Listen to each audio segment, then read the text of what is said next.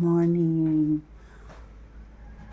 Mag-open tayo ng bintana guys para pumasok ang sinag ng araw at saka wow, mahangin. Kanina grabe talaga ang hangin, parang yun, basta ang lakas, ang sarap sa pakiramdam niya. Good morning sa lahat.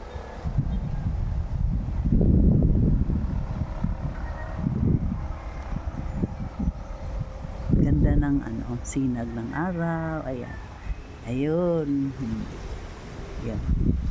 Saka sa wakas nakababa na rin yung malaking pump boat. Hopefully makapangisda na rin sila para bumawi-bawi naman ng kinastos nila dyan. So good luck and God bless.